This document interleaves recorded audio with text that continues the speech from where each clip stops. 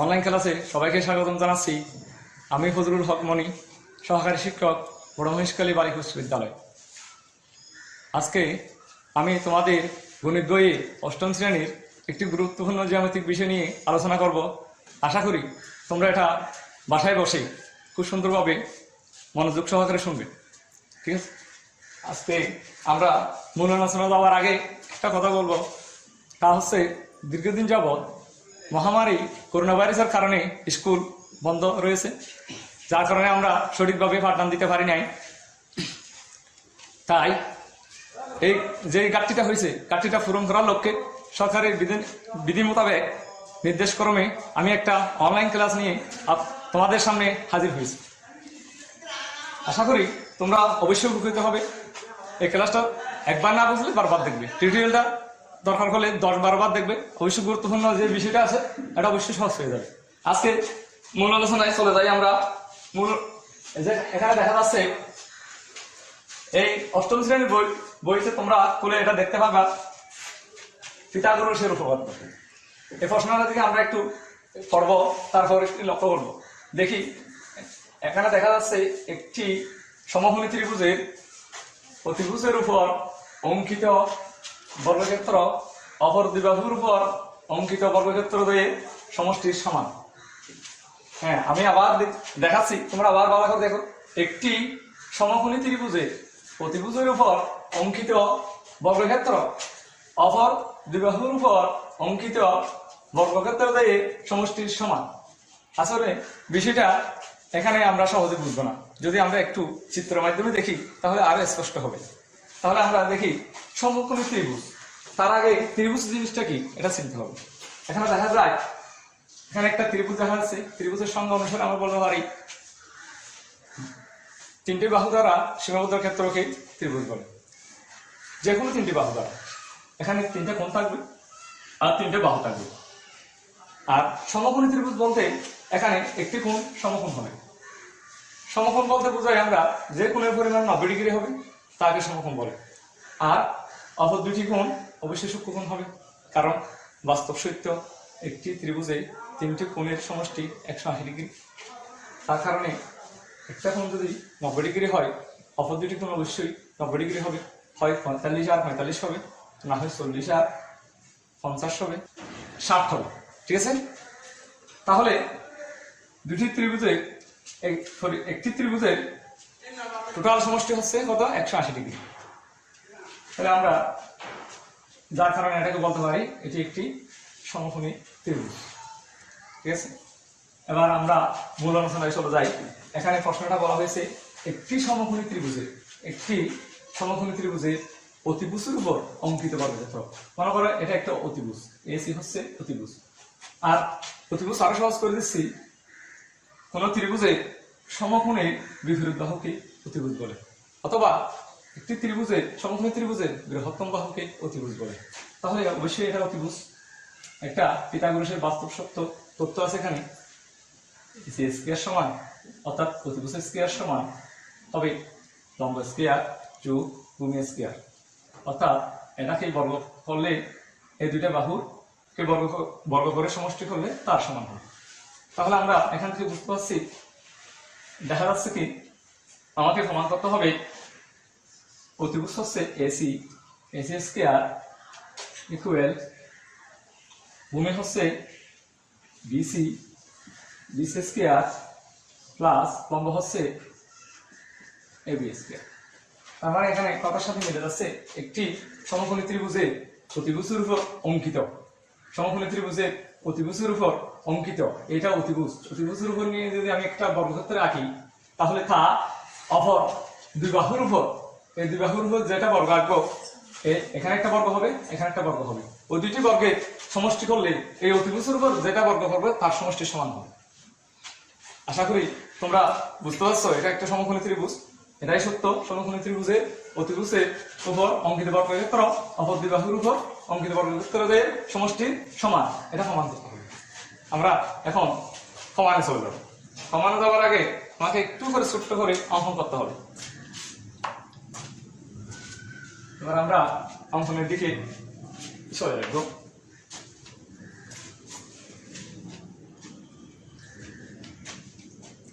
তার আগে আমাকে লিখতে হবে, মনে করি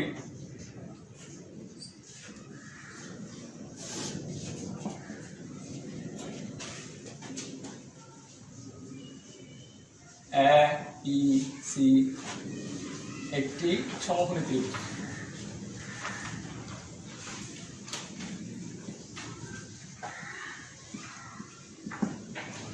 কোণটি হচ্ছে 90 ডিগ্রি।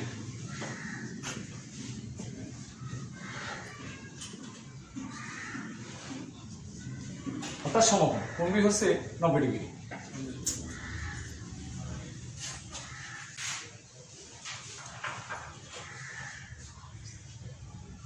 কোণটি হচ্ছে 90 ডিগ্রি। এরপরে দেখা যায় এখানে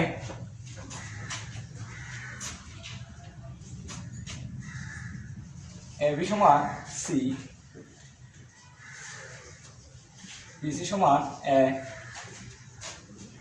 এবং AC সমান B।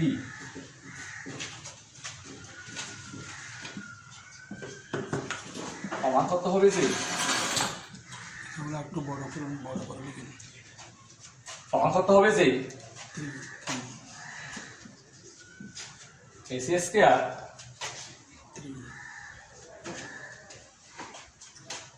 স্কয়ার সমান AB square plus BC square. তার মানে AC হচ্ছে অতিভুজ, আর AB হচ্ছে লম্ব, BC হচ্ছে ভূমি। এখান থেকে দেখা যায় অতিভুজ স্কয়ার 12, ভূমি লম্ব স্কয়ার প্লাস ভূমি স্কয়ার। অর্থাৎ এটা আমরা এভাবে বলতে পারি, অর্থাৎ এসি জায়গায় আমরা এসি সমান সি, এসি সমান বি, বি স্কয়ার সমান এবি হচ্ছে, এবির মান হচ্ছে C, C square plus BC মান হচ্ছে এ। অর্থাৎ B square equal C square plus A square.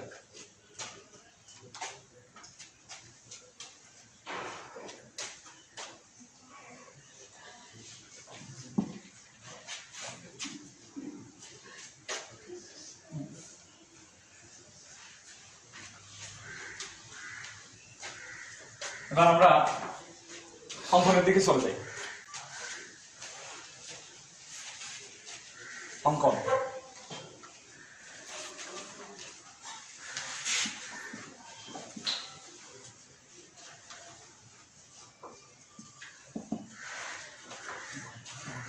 অঙ্কন আমরা দেখবো এখানে অঙ্কন দুটি সমকোণী ত্রিভুজের সাহায্যে এটা প্রমাণ করতে হবে। তাহলে আমাকে এটা অঙ্ক করতে গেলে প্রথমে এখানে দেখা যাচ্ছে বিসি বাহু, বিসি বাহুকে এমনভাবে বর্ধিত করতে হবে, আমরা এটাকে অবশ্যই বর্ধিত করব বিসি বাহুকে ডি পর্যন্ত বর্ধিত করব।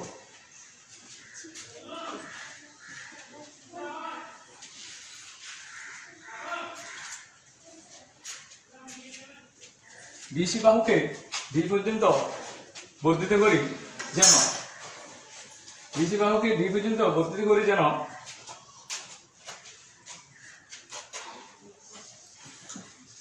বিসি বাহুকে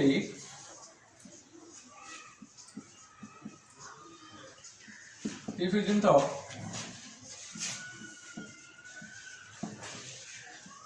বর্ধিত করি যেন সিডি সমান এবি সমান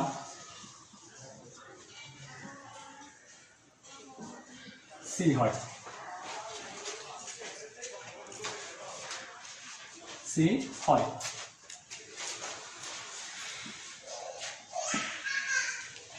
আবার বিসি বর্ধিত ডি বিন্দুতে, বিসি বর্ধিত ডি বিন্দুতে ডি লম্বা, ডি লম্বা কি যেন, আমরা একটু লিখে ফেলি আগে। বিসি বর্ধিত ডি বিন্দুতেই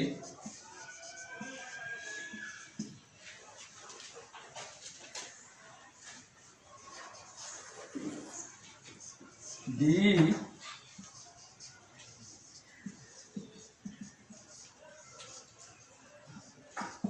বাকি যেন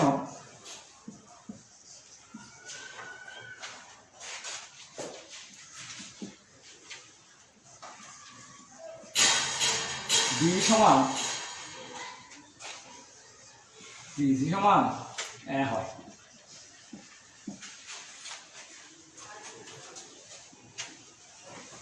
অবশ্যই তোমরা অঙ্কটা বুঝতেছো। এবার আমরা কি করব, এখানে দুটি বিন্দু দেখা যাচ্ছে, একটা হচ্ছে সি, একটা হচ্ছে এ ই, এগুলো আমরা যোগ করব। প্রথমে এ কমা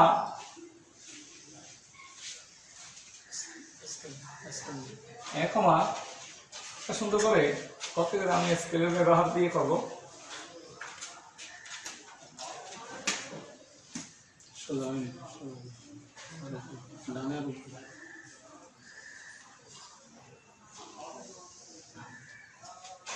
অবশ্যই এটা উভয়দের ক্ষেত্রে প্রমাণটা হচ্ছে মেইন, তাই আমরা একটু স্ক্রিপ্টটা একটু ছোট পড়ে গেছে, তার জন্য এটা একটু সুন্দর করে হচ্ছে না। তাই দেখা যাচ্ছে এখানে এই কমা এ কমা ই যোগ করি এবং সি কমা ই যোগ করি, তাহলে দেখা যায় এখানে এ কমা ই এবং সি কমা ই যোগ করি। কারণ এখানে এই বলা যাবে না, সি বলা যাবে না, কারণ এ ই সি এগুলো হচ্ছে বিন্দু, বিন্দু যোগ করলে অবশ্যই কমা দিতে হবে। তারপর আমরা অঙ্কনে যেটা করছি দুটি সমকোণী ত্রিভুজের সাহায্যে এটা প্রমাণ করব। এখন প্রমাণ আমরা চলে যাব। প্রমাণটা আমরা তিনটি ধাপের উপর প্রমাণ করব। প্রথমে এটা এখানে 4টা স্টেপ আমাকে করতে হবে। প্রথমে প্রমাণের মধ্যে আছে এই দুটা, এখানে এই দুটা সমকোণী ত্রিভুজ, এই দুটা সমকোণী ত্রিভুজ সর্বসম কিনা তা জানতে হবে, প্রথম প্রমাণ এটা। দ্বিতীয় যেটা আসবে এটা একটা ট্রাপিজিয়াম, তা প্রমাণ করতে হবে। তৃতীয় ধাপে যেটা আছে এসি, এটা কি সমকোণী ত্রিভুজ আদৌ, এটাও প্রমাণ করতে হবে। এই তিনটা প্রমাণের পর চতুর্থ ধাপে আমরা পুরোটাই ক্যালকুলেশন করে এটা প্রমাণ করব। তাহলে আমরা 4টা স্টেপ এখানে আছে, 4টা স্টেপ থেকে আমরা প্রথম স্টেপে চলে যাব। প্রথম স্টেপ যেটা আছে প্রথম ধাপ, এটাতে আমরা এই দুইটা কোণ আদৌ কি সর্বসম তা প্রমাণ করব। প্রথমে সর্বসম ত্রিভুজ প্রমাণ করার আগে ধাপ 1 লিখব। ধাপ 1 এখানে দেখা যায় ABC ত্রিভুজ ABC এবং ত্রিভুজ CDE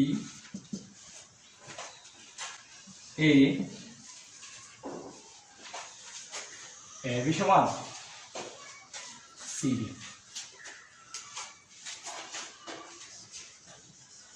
AB সমান CD। যেহেতু AB সমান মান দিছি আমরা C, আর এর সমান করে আমরা CD বর্ধিত অংশটা আঁকছি, অঙ্কন করছি, তাই AB সমান CD হবে। আরেকটা জিনিস দেখা যাচ্ছে BC সমান D, এটাও মিল আছে।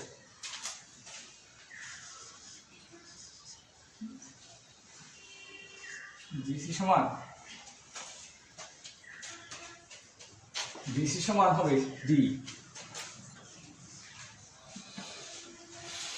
কারণ আমরা BC সমান করে D লম্ব আছি, তাহলে এখানে একটা বিন্দু পড়বে, পড়বে।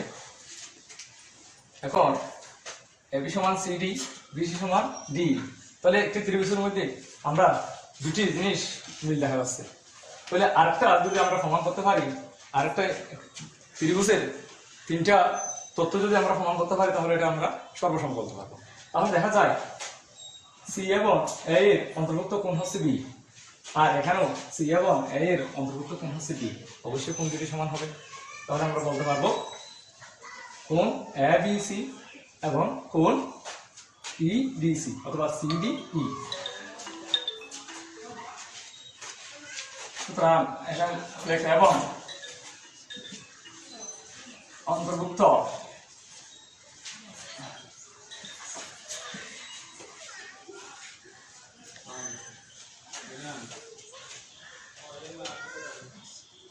কোণ অন্তর্ভুক্ত কোণ ABC ইকুয়াল অন্তর্ভুক্ত কোণ BDC।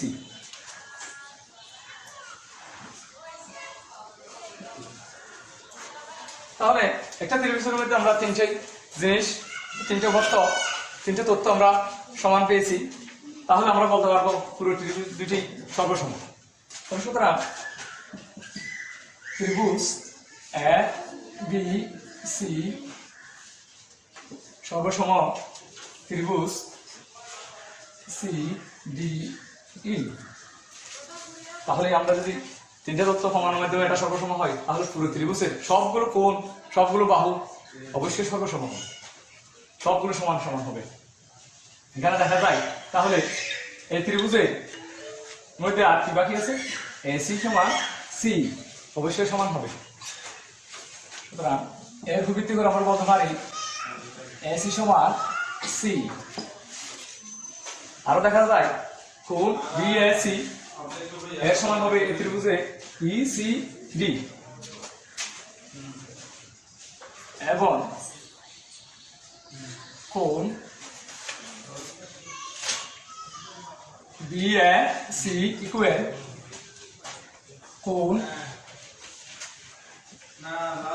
ইসিডি অবশ্যই সমান হবে। কারণ কেন সমান হবে, এই কোণের সাথে এই কোণ কেন সমান হবে, তাহলে আমরা আগে পড়ছি ত্রিভুজ সর্বসম হলে একটি কোণের সাথে একটি কোণ মিলে যাবে, একটি বাহুর সাথে আরেকটি বাহু মিলে যাবে, ত্রিভুজ তিনটে হতে মিলে থাকবে। প্রত্যেকটি এই দুইটা ত্রিভুজ সর্বসম হলে আমরা বাকিগুলো সমান বলতে পারবো।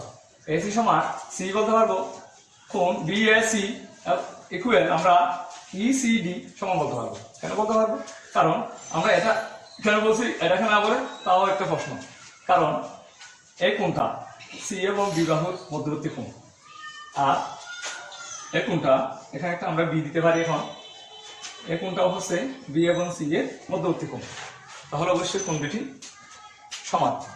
তাহলে আমরা প্রথম ধাপে এই দুইটা ত্রিভুজ এটা সমান করলাম, এই দুইটা ত্রিভুজ হলো সর্বসম। এবার আমরা আসবো এটা পুরো যেটা দেখা যাচ্ছে চতুর্ভুজ, এটা কি ট্রাপিজিয়াম কিনা এটা আমরা সমান করবো দ্বিতীয় স্টেপে। আমার এরপরে তোমরা অবশ্যই তুলে নিছো, তুলে নিলে আমি এটা মুছে দিতে পারি এবং এরপরে আমরা দ্বিতীয় ধাপে চলে যাবো। হ্যাঁ, এটা আমি আমার আরেকটু তোমাদের রিপ্লে দিচ্ছি। দেখো আমরা অঙ্কনটা করলাম বিসি বাহুকে ডি পর্যন্ত এমন ভাবে বর্ধিত করছি যেন সিডি সমান এবি সমান সি হয়, অর্থাৎ সিডি যে এটা বর্ধিত করলাম এটা এবি বাহুর সমান করে নিয়েছি। তাহলে এরপরে আমরা ডি বিন্দুতে বর্ধিত বিসি এর বর্ধিত ডি বিন্দুতে ডি লম্ব আছি বি সি এর সমান করে। তার জন্য আমরা বলতে পারি D E equal BC equal A. তাহলে ওই দুটো বাহু আমাদের সমান হয়ে গেছে। তাহলে এরপরে আমরা অঙ্কনের সময় আমরা এ কমা ই যোগ করে দিছি, সি কমা ই যোগ করে দিছি, তাহলে দুটি সমকোণী ত্রিভুজ সৃষ্টি হলো। এর মধ্যে আমরা এই দুইটা ত্রিভুজকে প্রথম ধাপে প্রমাণ করলাম এই দুইটা ত্রিভুজ সর্বসম। কেন প্রমাণ করলাম, আগে এটা উভয় দুটা যদি প্রমাণ করতে যাই প্রথম ধাপে এই দুইটা ত্রিভুজকে অবশ্যই কি করতে হবে, সর্বসম সমান নিয়ে আসতে হবে। তাহলে দেখা যায় বিসি সমান এ বি সি এবং সি ডি ই দুটি ত্রিভুজের মধ্যে দেখা যাচ্ছে এ বি সমান সি ডি, আবার বিসি সমান ডি। তাহলে দুটি বাহু যেহেতু মিল আছে, এই দুটি বাহুর অন্তর্ভুক্ত কোণ হচ্ছে এ বি সি এবং অন্তর্ভুক্ত এখানে হচ্ছে সি ডি ই, অবশ্যই ওই অন্তর্ভুক্ত কোণ দুটিও সমান হবে। তাহলে আমরা এই একটা ত্রিভুজের তিনটা উপপাদ্য যদি মিলে যায় তাহলে এটা সর্বসম বলতে পারবো। তাহলে আমরা বাকিগুলো সমান সমান বলতে পারবো। তাহলে এসি সমান সি হবে, তার জন্য বি এদিকেও বি হবে। তাহলে সি সমান, যদি এসি সমান বি হয় তাহলে সি সমান বি হবে। এরপরে আমরা বলছিলাম কোণ বিএসি এর সমান হবে কোণ ইসিবি, কারণ এখন এখন কেন মিলে যায়, কারণ সি এবং বি এর মধ্যবর্তী কোণ হচ্ছে, আর এখানে সি এবং বি এর মধ্যবর্তী কোণ হচ্ছে সি। আশা করি তোমরা প্রথম ধাপটা খুব সুন্দরভাবে বুঝে নিছো। তাহলে আমি এটা মুছে দিতে পারি। এবার দ্বিতীয় ধাপে আমরা চলে যাব। একটু মুছে দিই আগে।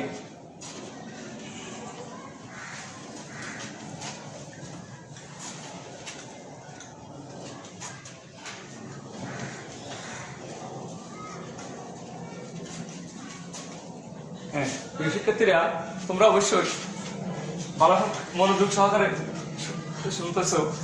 একটু আরেকটু গভীরভাবে মনোযোগ দিয়ে শুনো, তাহলে তোমাদের এই পিথাগোরাসের উপপাদ্যটা অবশ্যই সহজ হয়ে যাবে। আমরা ডাব 2 তে চলে আসবো। এখন ডাব 2।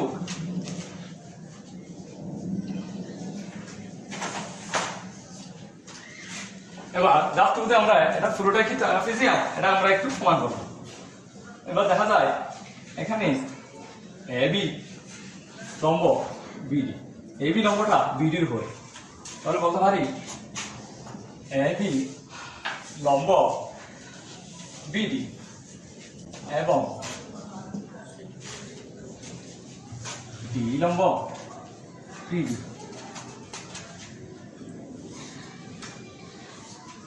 বিডি লম্ব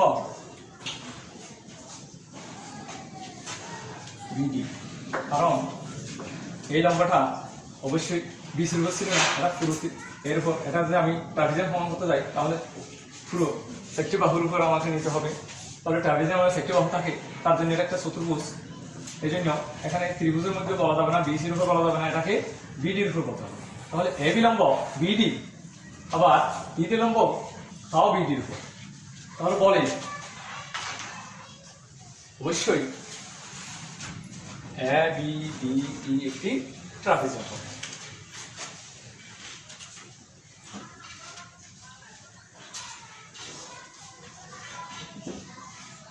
E D E E trapezium.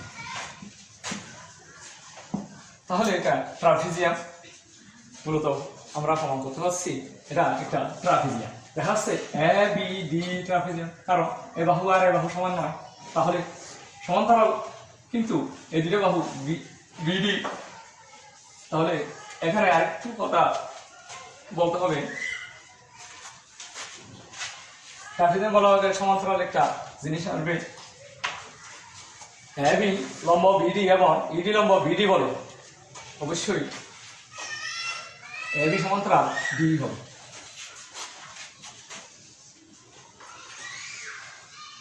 AB সমান্তরাল ডি হবে। সুতরাং এবি ডি একটি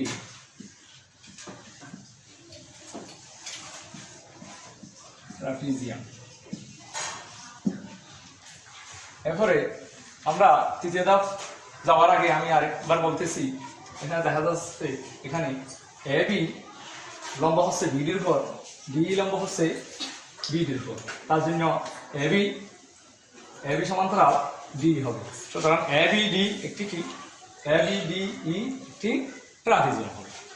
এবার আমরা ধাপ 3 নম্বরে চলে যাব।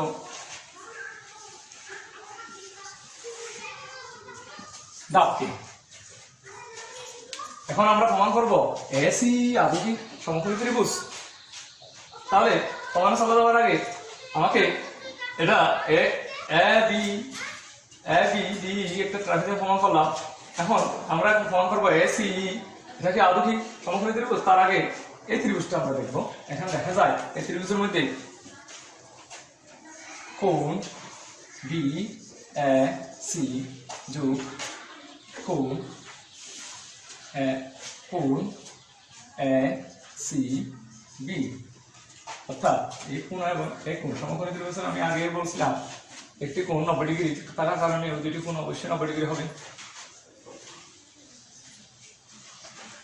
90 ডিগ্রি। তাহলে এখানে বিএসি, তা বিএসি কোণটা একটু আগে আমরা সমান করছিলাম ইসিডি সমান হবে, কারণ বিসি এর মধ্যবর্তী কোণ হচ্ছে সি, আর এখন হচ্ছে সিবি এর একই মধ্যবর্তী কোণ, এখানেও বিসি এর মধ্যবর্তী কোণ হচ্ছে এই কোণ, তাহলে এই দুইটা কোণ অবশ্যই সমান।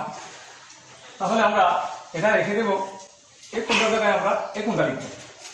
চলে এবার দেখো বিএসি, এটা আমরা এই জায়গায় কি লিখতে পারি, ইসিডি লিখতে পারি। তাহলে বা দিয়ে আমরা কোণ ইসিডি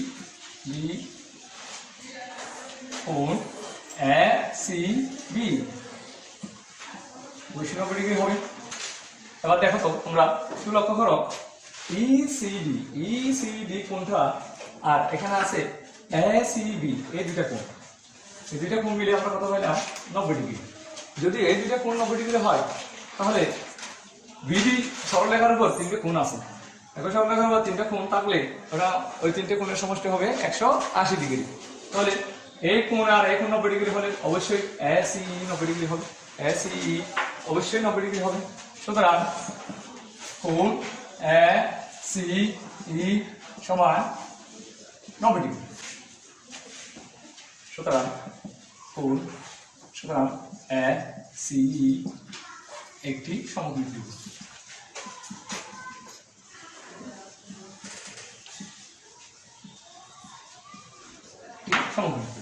তাহলে আমরা তিনটি ধাপ আমরা ইতিমধ্যে প্রমাণ করে ফেলছি, এই দুইটা সদৃশ, এই দুইটা অবশ্যই সর্বসম, এসি একটি সমকোণী ত্রিভুজ আর এবিডি একটি ট্রাপিজিয়াম।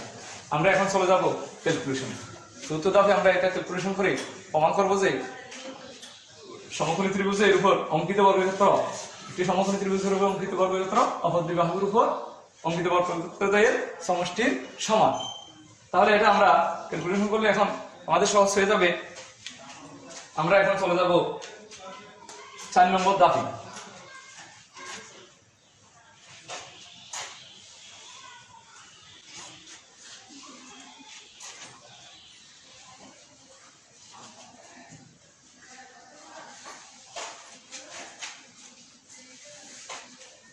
এবার আসা যাক 4 নম্বর ধাপে।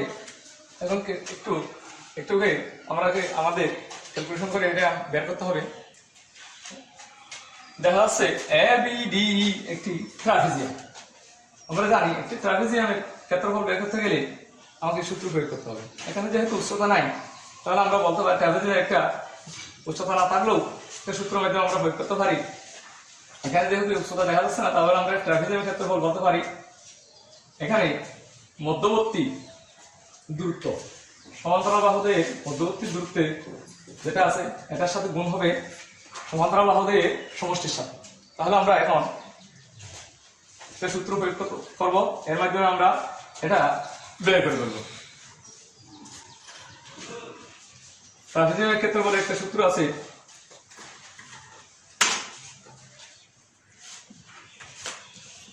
হাফ গুণ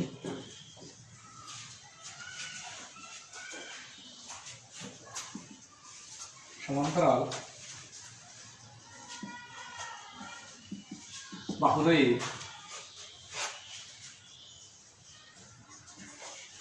সমষ্টি গুণ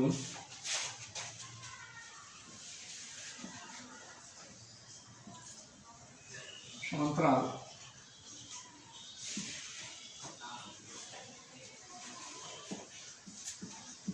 বাহুদ্বয়ের মধ্যবর্তী দূরত্ব। এই সূত্র প্রয়োগের মাধ্যমে আমরা এটা প্রমাণ করব। এবার আমরা আসবো, দেখা যায় ওই যেটা এবিডি যেটা ট্রাপিজিয়াম দেখা যাচ্ছে এখান থেকে পাই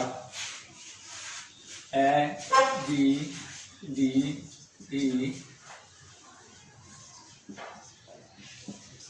ট্রাপিজিয়ামের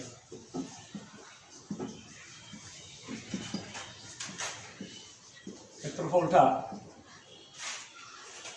সমান হবে এই তিনটা ত্রিভুজ ক্ষেত্রের ক্ষেত্রফলের সমান। এখানে তিনটা ত্রিভুজ বলতে প্রথম ত্রিভুজ ক্ষেত্র হচ্ছে ত্রিভুজ ক্ষেত্র এ বি সি, ত্রিভুজ ক্ষেত্র এ বি সি টু, ত্রিভুজ ক্ষেত্র এখানে একটা দেখা যাচ্ছে সিডি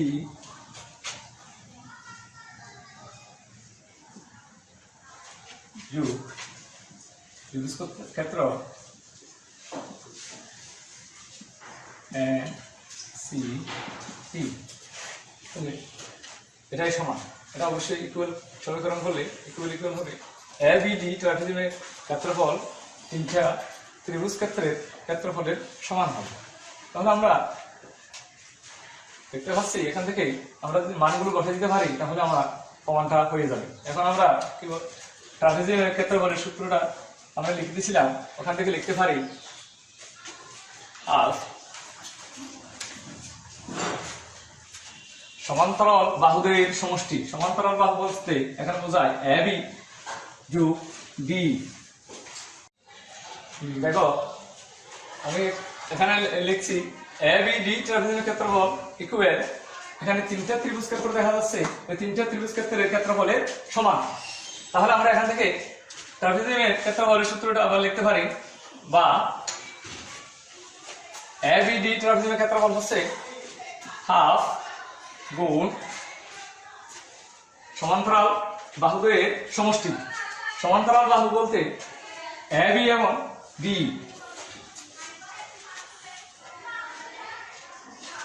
এ বি যোগ ডি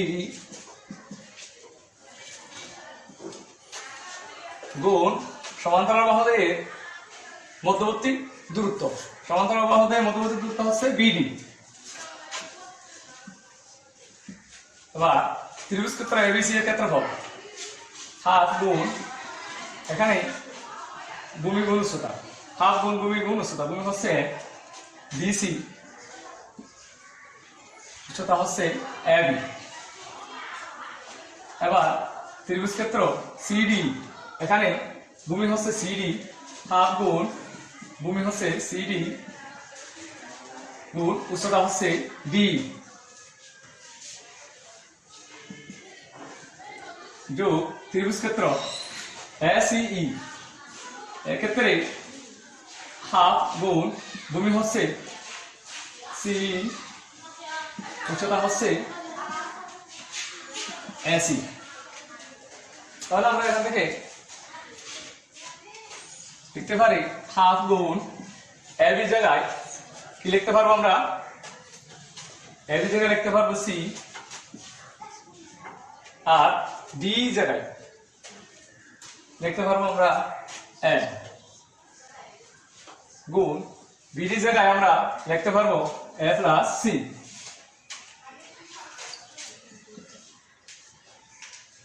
ইকুয়াল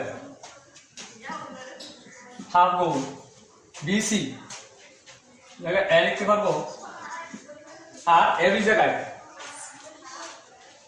লিখতে পারবো সি। হাফ গুণ সিডি জায়গায়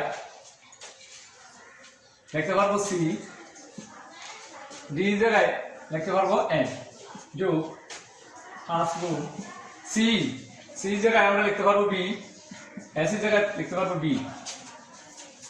তাহলে আমরা এখন দেখা যায় হাফ গুণ এটা এ প্লাস সি, এটাকেও এ প্লাস সি বলতে পারবো, এই দুটো গুণ হলে a plus c whole square হবে। ইকুয়াল হাফটা কমন নিয়ে ফেললে এখানে থাকে a c plus a c plus b square. অবশ্যই এখান থেকে তিনটে পদের মধ্যে দেখা যাচ্ছে হাফ কমন, এটা যদি আমি নিয়ে ফেলি তাহলে আর বাকি থাকে এসি, আর এখানে গুণ করলে হয় এসি, আর এখানে গুণ করলে হয় বি স্কয়ার। উভয় দিকে হাফ দেখা যায়, তাহলে আমরা উভয় সমীকরণের দুদিকে হাফটা মিলে আছে, তার জন্য আমরা উভয় পক্ষকে 2 দ্বারা গুণ করলে হাফটা চলে যাবে। তাহলে এখানে থাকে কি a plus c whole square equal এখানে হয় 2ac প্লাস b স্কয়ার 2 দ্বারা গুণ করে।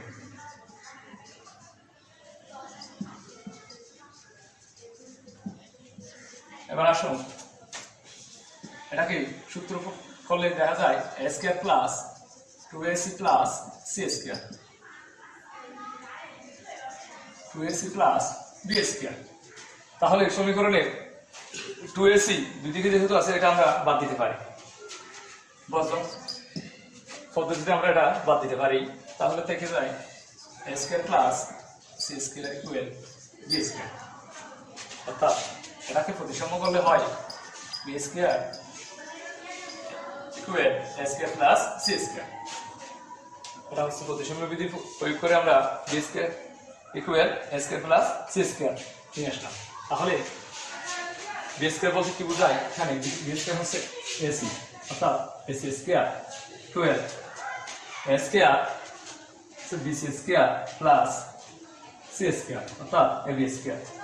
তো এখানে দেখা যায় অতিভুজ স্কয়ার ইকুয়াল a স্কয়ার বলতে বোঝায় ভূমি স্কয়ার যোগ c স্কয়ার বলতে বোঝায় c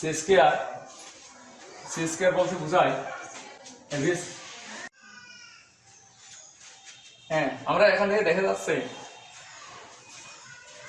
এটা প্রতিসম করার পর দেখা যাচ্ছে b square equal a square plus c square, অর্থাৎ এই ত্রিভুজটার মধ্যে এই সমকোণী ত্রিভুজ দেখা যায় আমাকে যে প্রমাণটা বলতে হচ্ছে অতিভুজ স্কয়ার সমান ভূমি স্কয়ার যোগ লম্ব স্কয়ার। তাহলে এখান থেকে দেখা যায় b স্কয়ার মানে হচ্ছে কি ac স্কয়ার, আর a স্কয়ার মানে হচ্ছে bc স্কয়ার, আর c স্কয়ার মানে হচ্ছে ab স্কয়ার, অর্থাৎ এটা প্রমাণ হয়ে গেছে অতিভুজ স্কয়ার সমান ভূমি স্কয়ার যোগ লম্ব স্কয়ার।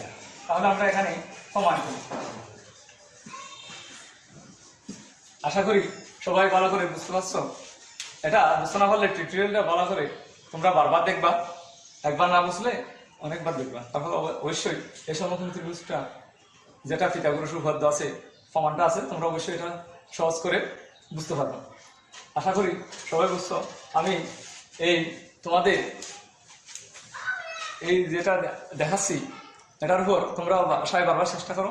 আশা করি আমার এই ক্লাসটা অবশ্যই সবার ভালো লাগবে। এ বলে আমি আমার এই ক্লাস থেকে বিদায় নিচ্ছি। খোদা হাফেজ।